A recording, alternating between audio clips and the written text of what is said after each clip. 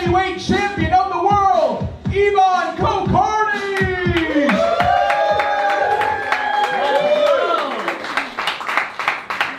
When I say Jersey, you say Jersey, Jersey, Jersey, Jersey, Jersey, Jersey, Jersey. Thank you. Thank you. All right. How should I close? What should I do? I don't know. Thank you for doing that. I got that because I saw the rapper Redman live in concert once, and he did that. And I was like, that's dope. I'm gonna take that shit. Oh, like he didn't have like a quip at the end. This is how he did it. He went, "When I say Jersey, you say Jersey, Jersey, Jersey, Jersey, Jersey, Jersey, Jersey. That's where I'm from." Then he did a little ditty. Then he did one of his little things. Oh man, I don't know what to talk about. Do people have a good Thanksgiving? People like, or at least uneventful? People have an uneventful Thanksgiving? I don't know. I like being back home. I like talking to my mom. My mom recently picked up knitting as a new hobby, which is cool. Okay, so for context of this joke, you have to know that both of my parents are recovering addicts. And my mom likes to call knitting her new addiction. Which is weird, because I was around for her old addiction. Different. I want to tell my mom, hey, listen, I love you so much, you're not addicted to knitting. You just like knitting. It's different. You didn't forget to pick me up from school in time because you were knitting. It's different. It's okay. Some people pull back, they feel bad about my circumstances, which is fine, because I feel bad for them for having lame fucking parents. I'm just saying, if your parents made it through the 80s without a substance abuse issue, that does not mean that they knew better than my parents, it means they sucked to hang out with. It was weird. I grew up in sort of a weird environment as a result of this. I had all these weird characters in my life. I had this uncle who was not a brother of either my mother or my father. This was just a male family friend that got plastered at my house so often I'd lost the respect to call him Mr. or Sir. So he was uncle for a long time. He would give me all this advice that he thought was great, no-nonsense drug advice, from the streets. But what it really was a lot of wrong drug advice from the streets. I don't know, he would tell me stuff, he'd be like, Ibhan, you want to know the secret to not getting addicted to heroin? First of all, Doc, I know the secret to not getting addicted to heroin. It's to not do heroin. Or the worst kept secrets, you know? I don't know, but he'd be like, Ibhan, the secret to not getting addicted to heroin is that you can smoke as much heroin as you want, you just cannot inject it. Injecting heroin is where you get addicted. You want to know how I knew that was bad advice at 7 when I heard it? You know what good advice doesn't have? Good advice does not contain the phrase, you can smoke as much heroin as you want. No one in the history of anything has ever been like, listen, you can smoke as much heroin as you want, but the sooner you put money into your Roth IRA. Dividends. There's a joke about dividends. Who's doing that? Oh. I don't know. I told those jokes at a show recently, and someone came up to me afterwards, and they were like, hey, I just wanted to say, it was really interesting to hear about drug addiction from an Indian perspective. What? What the fuck? What? You guys heard those jokes. I just told those jokes just now. I didn't bring up being Indian once. I was just sort of Indian when I told them. I was in my Indian parents got addicted to Indian drugs in India. While I charm a snake. I don't know. I'm give you any clues. It was cool. Speaking of India, I was in a real Indian part of Queens recently, Jackson Heights, which is cool. A lot of Indians in Jackson Heights. To the extent that I was born and raised in India, and I got off the train and I was like, Jesus Christ. We got to do something about this. Okay. We got to do something about this, and then I go back. Actually, that's my help. I don't know. It's weird. It's weird growing up in a place like that. You know, I was talking to this old guy that I met while I was having lunch there. This old local of Queens, and he was like, you know, this neighborhood used to be just a bunch of Jews and Italians, and now it's Indian people everywhere. And initially, I was a little shocked to hear that because I was like, oh, that's weird. What's wrong with a bunch of Indian people everywhere?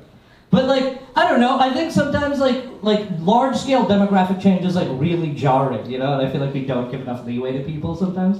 If I went back to Bombay and it was a bunch of Jews and Italians everywhere, I wouldn't take that in stride. I'd be like, what the fuck happened to this neighborhood? That would have just well, you know? Oh man. I don't know.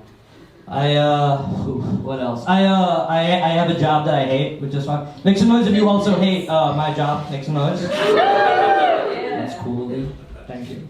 I don't know, I hate my job. I've been looking for a new job. I've been on LinkedIn, which is really fun. LinkedIn is weird. It's a lot like other social media platforms in ways I didn't realize. Like, there's a bunch of celebrity profiles on LinkedIn. Like, I found the rapper Gucci Mane on LinkedIn. Immediately, I go to connect. Immediately. I was like, this guy's gonna help me climb the corporate ladder. 100%. It's weird. When you go to connect with a celebrity profile, it's not like when you go to connect with any other LinkedIn profile. LinkedIn has all these weird follow-up questions for you. Like, I went to connect with the rapper Gucci Mane, and LinkedIn sent me this pop-up that was like, do you know Gucci Mane? I was like, fuck this website, I can lie to this website. So I clicked yes. And then LinkedIn sent me another pop-up that was like, how do you know Gucci Mane? It was weird. There wasn't like a free dialogue section, there was a bunch of pre-selected options that I had to pick from about the different ways that I knew Gucci Mane. And it was like, I'm close personal friends with Gucci Mane. I lived on the street from Gucci Mane. Gucci Mane and I went to temple together. A bunch of stuff that doesn't apply. And I didn't want to lie, you know? So, okay, so the closest I've ever come to the rapper Gucci Mane is I bought his album East Atlanta Santa on CD in 2007. So I clicked an option that said, we've done business together. Later on, I endorsed him for having pockets so heavy that he can't walk steady. And I was, alright, cool. This is a young Jeezy audience. I get it. I should have clocked it. I don't know. Social media is really weird, you know? I think it can be used for a lot of good stuff as well as a lot of bad stuff, you know? Like, for instance, recently a lot of my friends were posting stuff on their Instagram stories that was like, hey, we're hearing a lot of stories that the cocaine in Brooklyn is bad right now. We're hearing that it's laced with a lot of stuff. If you're doing cocaine in Brooklyn, please be safe. Please abstain. And I was like, good. I think this is a good use of social media. I have one problem with it. I don't know if there's going to be like a similar social media campaign to let me know when it's okay to do cocaine in Brooklyn. You know? I don't know if there's going to be people sharing stuff on their story like the cocaine in Brooklyn is great right now, absolutely. If you're going to do cocaine in Brooklyn, do it right now. It's the best it's ever been. My posture's so bad. Is this like a more, if I did this all the time, would you guys respect me as a performer? I don't know. My posture is really bad, that's true. My posture is so bad, I feel like I've like born in the wrong generation nostalgia for like different parts of the human evolution chart, you know? You know the chart that takes us from like monkey, although I feel like I would have killed it as this guy. But the music was so good, you know? The music was so good. It's weird. My main problem with those charts is they take us from like monkey all the way to like the same like hairless white guy, you know? And then sometimes businessman. No, but this guy, the guy right before we become hairless white guy, that's just my dad without a shirt. That's not a different species of guy. A slouchy, hairy man. There's nothing wrong with that, dude. Nothing. Oh, I don't know. Alright. There's a new thing. We're friends, right? We're friends. I can share like a weird new thing. I was listening to this Johnny Cash album recently, and it was a really good album. And then I just thought, I was like, man, it sucks that like my white homies can't feel like white pride listening to this Johnny Cash album. You know, if that guy was brown, I'd be talking about it all the time. I'd be like, you know who's actually brown is Johnny Cash. Jalal Kashinder. Might be. I don't know. I don't know. I've been having sort of a down week. I do this thing whenever I have a down week to pick myself up, where I watch this video of John Cena announcing to a live WWE audience that we killed Osama bin Laden. And right after he announces it, they play his theme music, like he did that shit. It's insane. It's a weird, because here's the thing, the point of professional wrestling is to create like this temporary fake reality, right? Which makes it sort of the worst place to deliver like life-changing geopolitical news. Or any news of any, like if I was at a wrestling event and someone came on the intercom and they were like, please evacuate the building, we have an active shooter, I would be like, that's a weird name for a wrestler. That's strange. I don't know.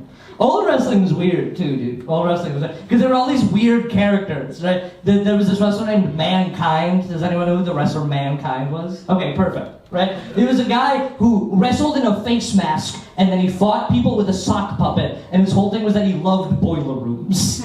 And that sounds like I did like a Mad Lib just now. I did. But this guy would enter the ring, stadiums of people would cheer, alright? Like he's the Stones. Like it's insane. And there were all these weird characters, unless you were not white. In which case, your weird character was sort of just your ethnicity. So there'd be all these weird moments where there'd be like, tonight's main event, Hulk Hogan will be fighting just an Arab man, just like a man in traditional Arab garb. He has no backstory. If you Wikipedia him later, he's Puerto Rican. Stop asking questions. Stop asking questions. I don't know. I grew up playing video games. Is this a video game audience? Did you guys grow up playing video games? Yeah? Did you guys grow up playing the game Call of Duty? Yeah? What a weird fucking video game, right? Why were we 13 deploying into Afghanistan? We were just boys. We were boys being sent to fight in a war we knew nothing about.